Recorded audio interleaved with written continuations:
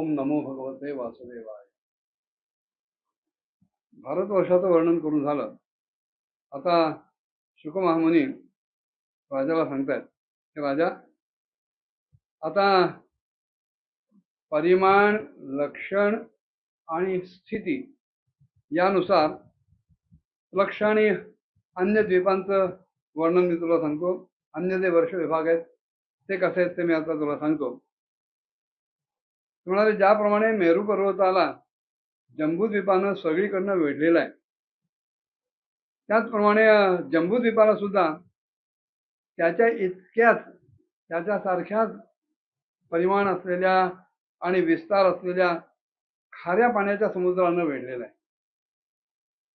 आणि पुन्हा दरी किंवा चर जसा असो, किल्ल्याच्या भोवती एखादा चर खणलेला असो, ती खाई जशी असते त्याप्रमाणे तिथे बाकीच्या उपमानांनी त्यांना वेढलेलं आहे. आणि ह्या सगळ्या क्षार समुद्राला त्याच्या दुप्पट विस्तार असलेल्या लक्षद्वीपांनी वेढलेला आहे. लक्ष याचा अर्थ आहे पळस, पलाश. जम्बूद्वीपामध्ये जेवढा मोठा विशाल असा जांभळाचा वृक्ष होता, तसाच तेवढाच विस्तार असलेला सुवर्णमय वृक्ष ह्या लक्षद्वीपात होता. आणि म्हणूनच त्या द्वीपाला लक्षद्वीप असं नाव पडलं. ह्या लक्षद्वीपामध्ये 7 ज्वाळा असलेले, म्हणजे 7 जिव्हा असलेले अग्निनारायण वास्तव्याला आहेत, इथे शोभून दिसतात. आणि ह्या द्वीपाचे जे अधिपती आहेत ते अधिपती म्हणजे प्रियव्रताचे पुत्र महाराज इद्वजिम्भ आहे.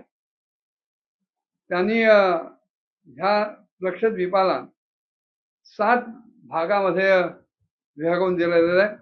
आणि ते 7 विभाग आपल्या 7 मुलांच्या नावाने केलेत. त्यांची नावं आणि हे विभाग हे समानच आहेत. आणि एवढं केल्यानंतर त्यांनी अध्यात्मयोगाचा आश्रय घेतला आणि ते भगवत पदाला प्राप्त झाले.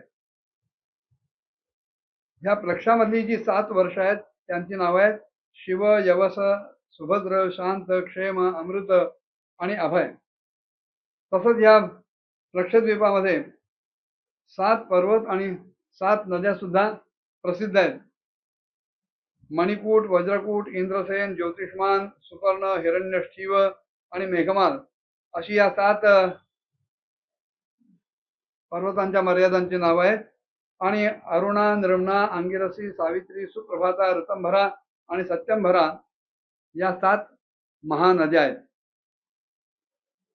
ह्या लक्षद्वीपामध्ये हंस, पतंग, ऊर्ध्वायन आणि सत्यांग अशा नावाचे 4 वर्ण आहेत. जे जीव इथे राहतात ते ह्या 4 वर्णांपैकी आहेत. आणि ह्या ज्या नद्या सांगितल्या त्या नद्यांच्या मध्ये स्नान केलं, त्या नद्यांच्या पाण्यामध्ये स्नान केल्यानंतर इथल्या जीवांचे रजोगुण आणि तमोगुण हे क्षीण होतात, कमी होतात. इथल्या जीवांची आयुर्मर्यादा शुक महामुनी सांगतायत की 1000 वर्षाची असते. आणि ह्या जीवांच्या शरीरामध्ये देवतांप्रमाणेच कुठल्याही प्रकारची थकावट, दमणूक, घाम इत्यादी कोणतेही दोष राहत नाही. आणि संतानोत्पत्ती सुद्धा देवता लोकांसारखीच असते. तरी विद्येद्वारे या तिन्ही वेदांमध्ये वर्णन केलेले जे स्वर्गाला द्वारभूत असलेलं आत्मस्वरूप असे भगवान सूर्यनारायण त्यांची इथले लोक उपासना करतात. आणि ही उपासना करताना ते म्हणतात, प्रत्नस्य विष्णू रूपम यत् सत्यस्य अर्थस्य ब्रह्मणः अमृतस्य च मृत्योश्च सूर्यमात्मानमी महीती.